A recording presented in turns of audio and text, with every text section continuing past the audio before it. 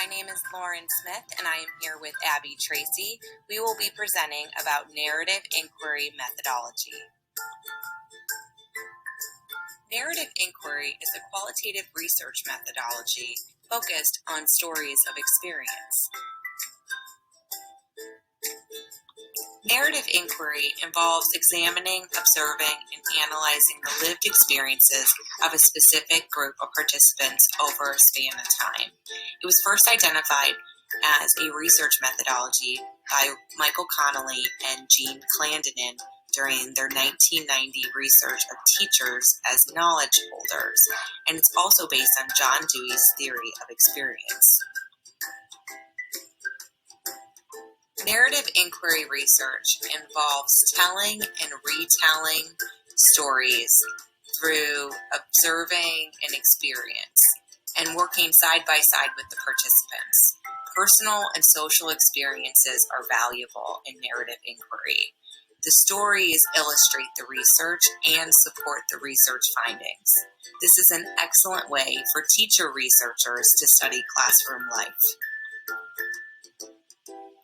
Clandinin and Connolly state that John Dewey's theory of experience, or John Dewey's theory of continuity from 1938, is most often cited as the philosophical underpinning of narrative inquiry. Dewey has two criteria of experience: interaction and continuity enacted in situations.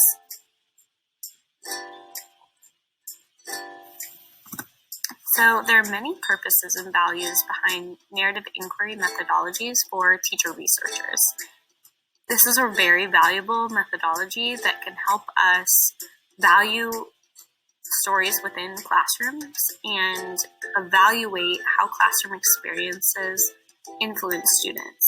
So a teacher can evaluate their teaching methods and the engagement of students through the anecdotal notes and different documentation of the classroom and the autobiographical writing of the classroom. And the final value of narrative inquiry is to reveal the meanings of individual experiences versus objective truth. So the researcher is not looking to define a solution to a problem. They're just trying to reveal meanings within the classroom, so finding more deeply into their teaching versus solving a problem. Someone that's looking to do narrative inquiry study within their classroom goes through a process of searching through their classroom and writing down what they're doing within the classroom, and then taking that research that they've done and researching for more truth and more meaning behind what they're doing. So narrative inquiry carries more of a sense of continual reformulation of an inquiry than it does a sense of problem, definition, and solution. So data collection for narrative inquiry, the teacher is a part of the field. They have a role in that. And so there's a back and forth between the teacher, the students, and the researcher. So the researcher is a participant observer and will work alongside students and the teacher. They accept that they are a part of it and not just a objective observer of the classroom. So when writing autobiographical elements for the research text, a researcher can use literary elements like plot, characters, setting, points of view. That way that they can function within the analysis of a research study. So using plot lines and events to tell those stories give the reader a sense of the classroom and help them develop that narrative part of the research. Data collection for narrative inquiry is all part of a bigger story or a narrative. So there are many ways that a researcher can collect this. This would be observations. A teacher can use artwork or collage, film, photographs. You can use a video diary or memos, letters, and documents, and any part of the classroom that supplies the story to the reader.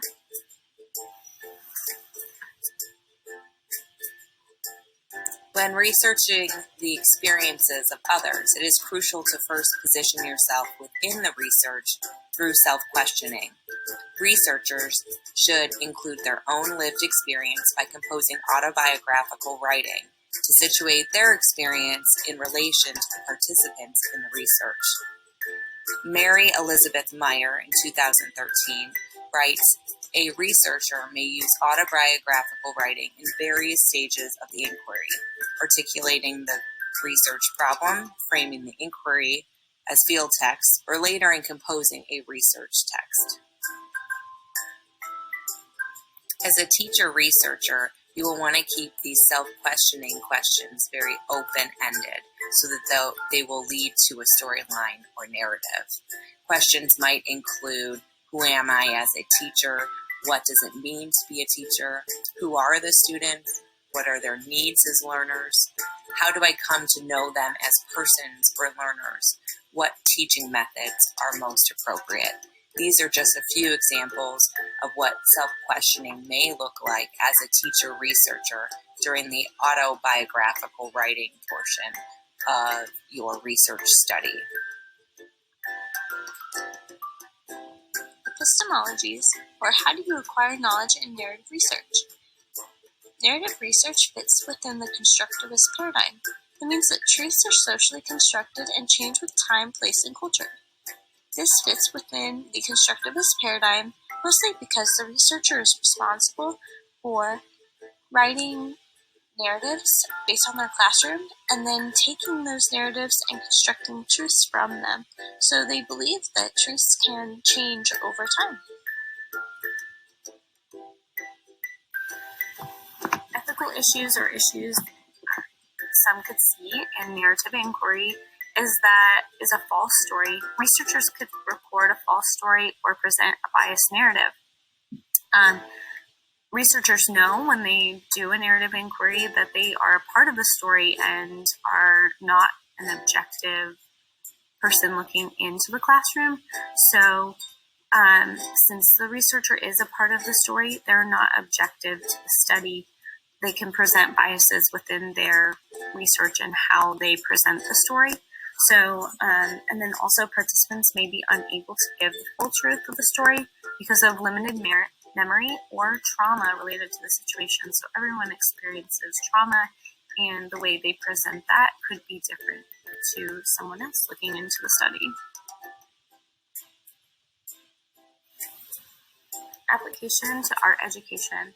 So we really feel as though it's a natural fit for education because teachers have stories to share of their students and their classroom experiences, and retelling our students' stories is essential to understanding them.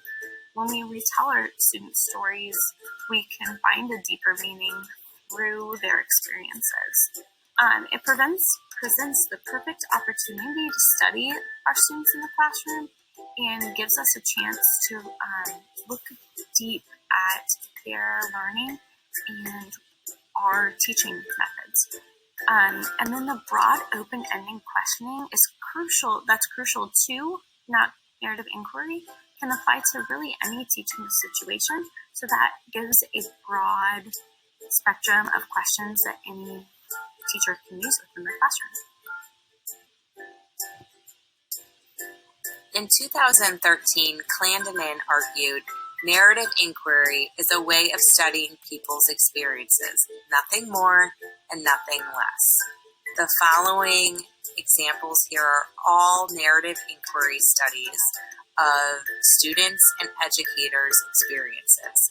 And really, you can explore any subject as long as you're looking at the human experience and studying it.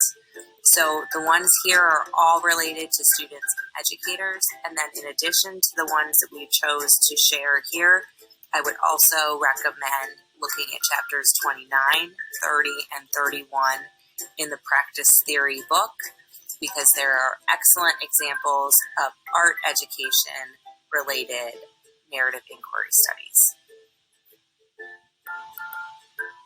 Thank you for listening to our presentation on narrative inquiry methodology. If you're interested in using this form of research, For your own project, I encourage you to look at the resources we have listed here because you can learn so much more about this really helpful methodology for research that is personal and would work really well in examining our students' lives and our own teaching practice.